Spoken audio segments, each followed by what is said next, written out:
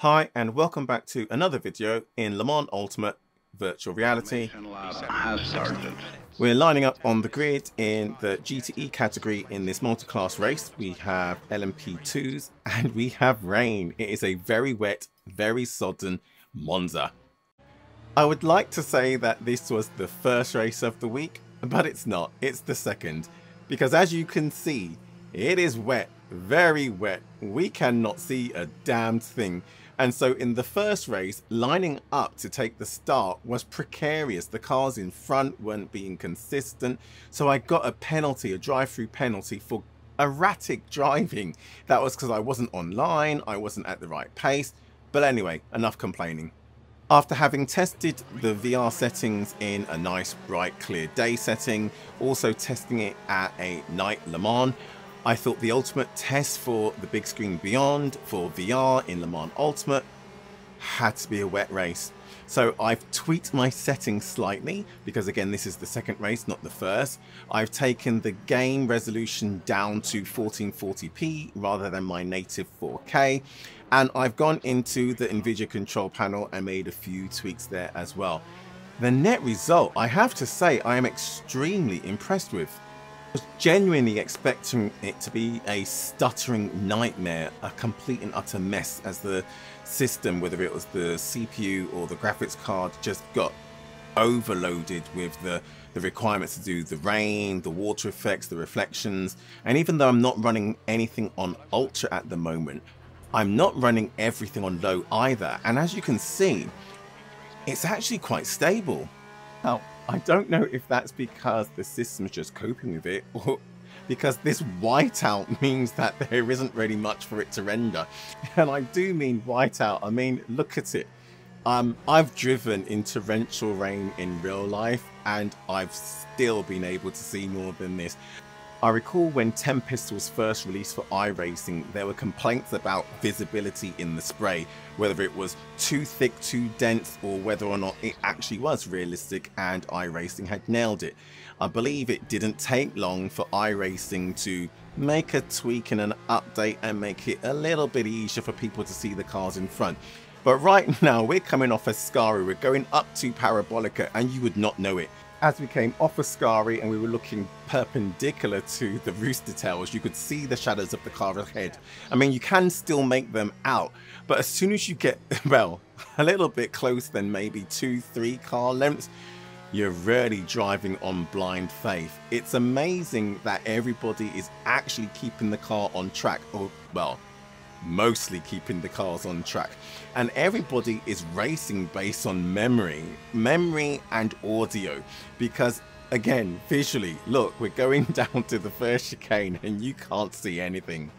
What's interesting about the interpretation, or the implementation I should say, of rain in Le Mans Ultimate is it doesn't appear to have that same racing line that iRacing has. So when you go off the racing line, the dry line, you don't seem to have more grip, and when you stay on the racing line, there's no sensation that you're driving on a rubbered-in surface.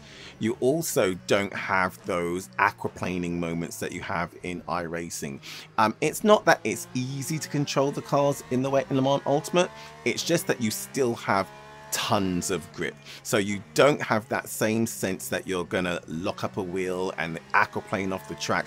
As long as you're careful and sensible, you just drive a little bit within your limitations, you should be able to get around freely. But we are trying to stay ahead of the cars behind of us, keep up with the cars ahead of us, look out for the P2s that are either out of position or coming around to lap us, and you can't see much in front of you, and that rear view TV screen, it's not doing much for us either.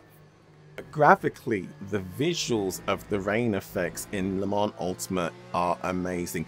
Now, they look okay on the screen right now as you're watching the video, but believe me, the water effects on the windscreens and the side windows in VR just look amazing. It looks like real water.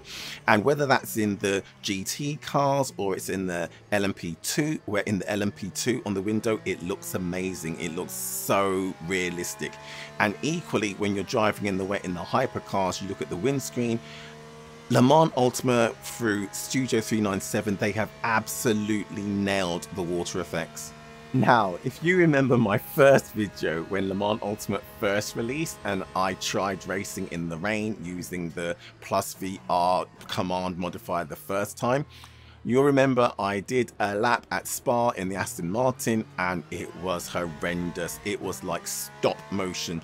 And what was even more alarming was the rain was coming into the cockpit. It was just ignoring the fact that there was a windscreen and raining straight through as though it was an open wheeler.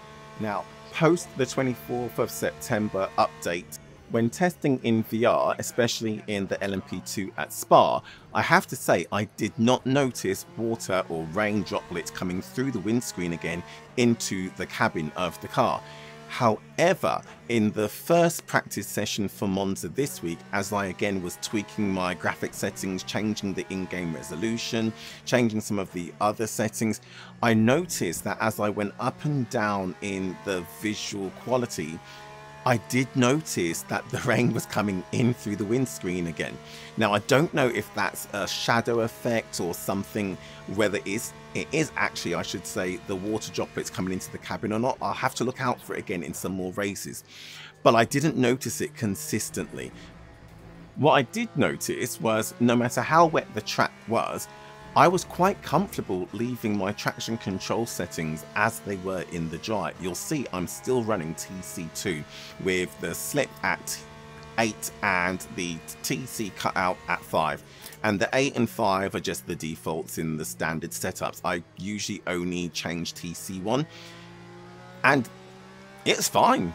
I'm not finding it particularly challenging to come off the slow apexes, get the power down at all. I'm not spinning up the rears. I'm not finding that the rear is stepping out on me.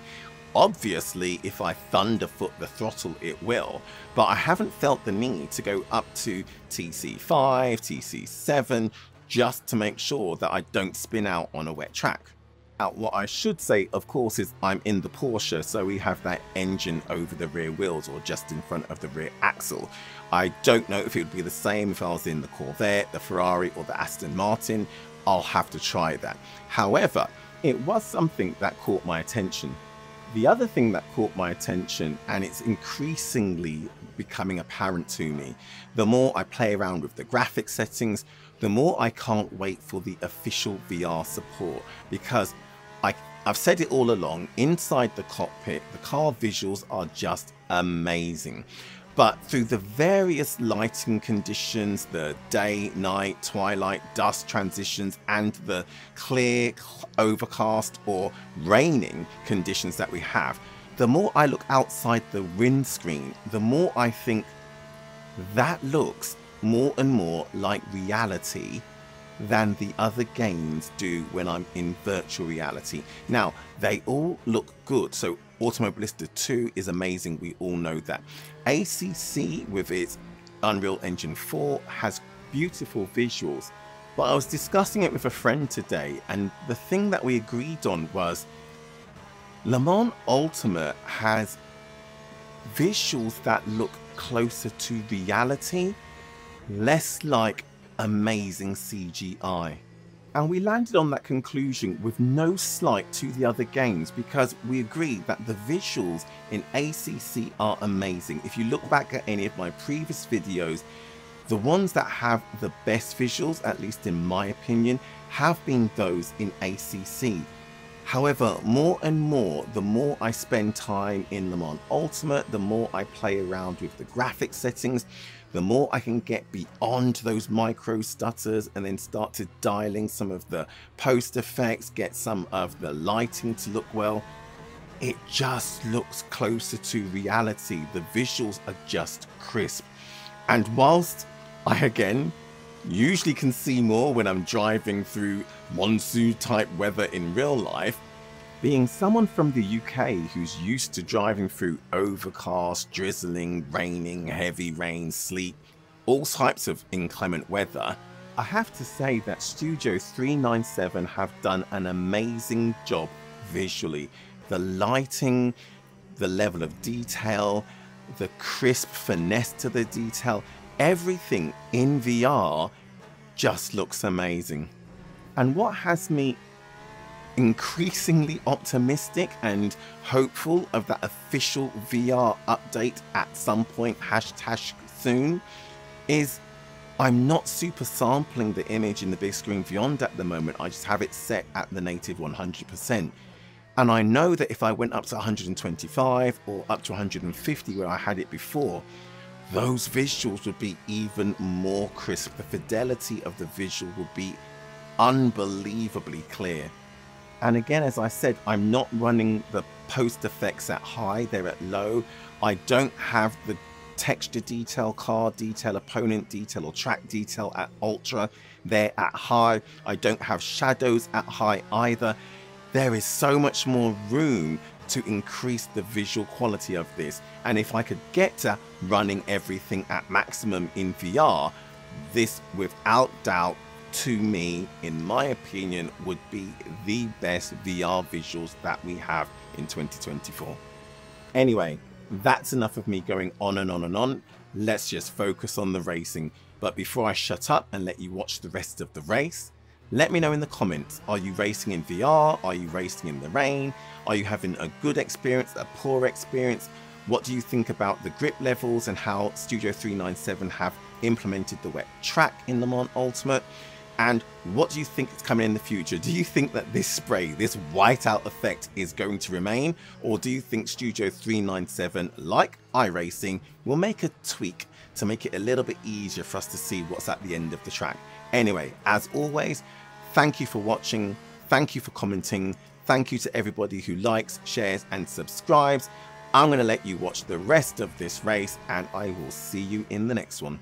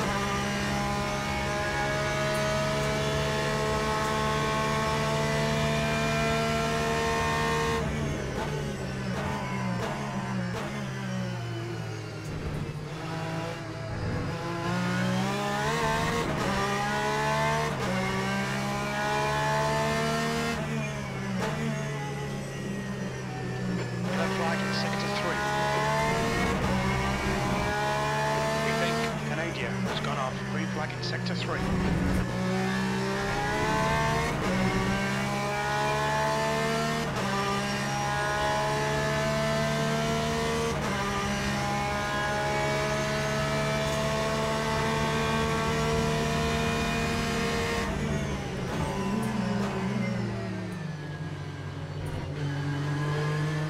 Come on, keep pushing.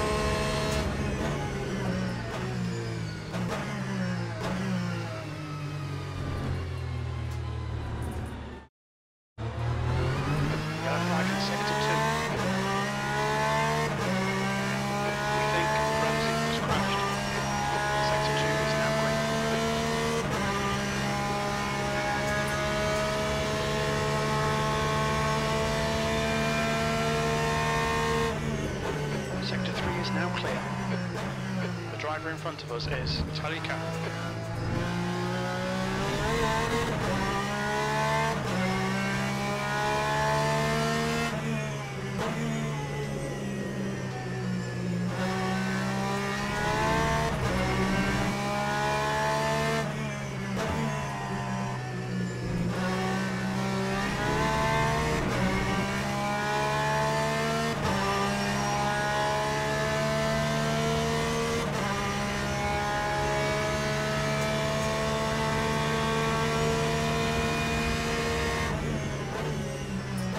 Yellow flag in sector 1.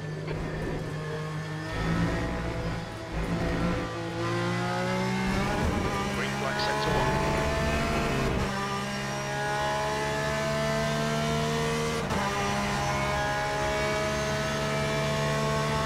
Yellow flag sector 1. We can see Ramsey has binned it. Sector 1 is clear.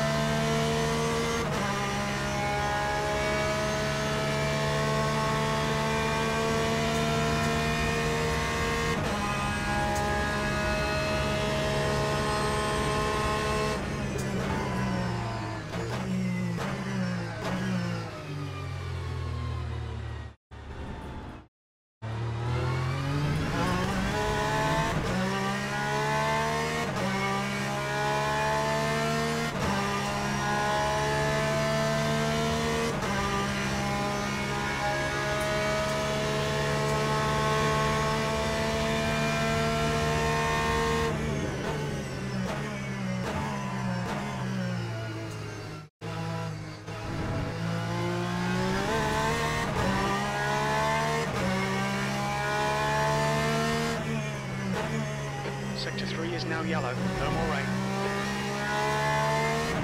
Looks like Ramsey has stacked it. Green flag sector 3.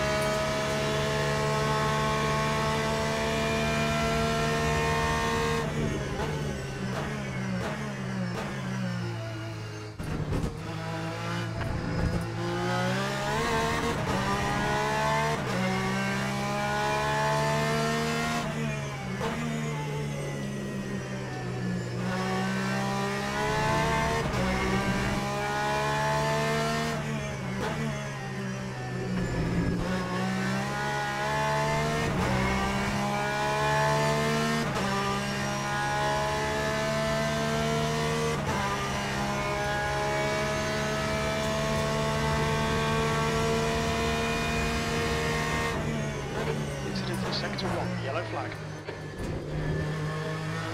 I think that John has stepped in. Green flag, Sector 1.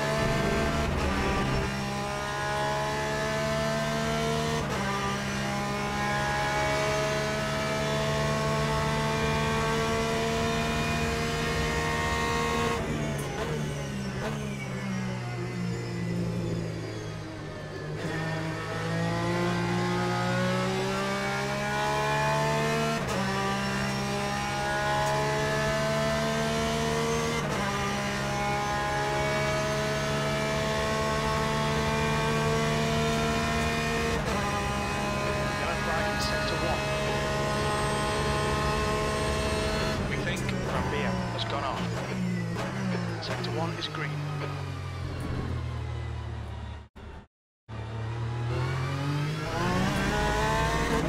Car in front is Rambia. Here come the two runners.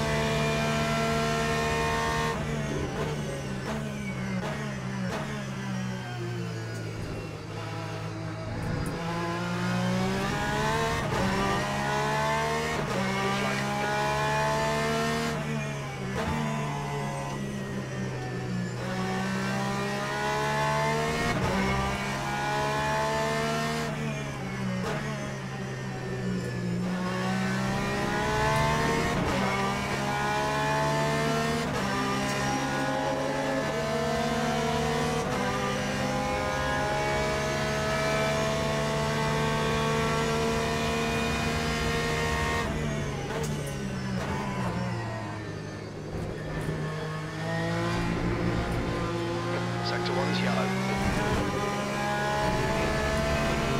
Sector 1 is clear. We can see John has gone on.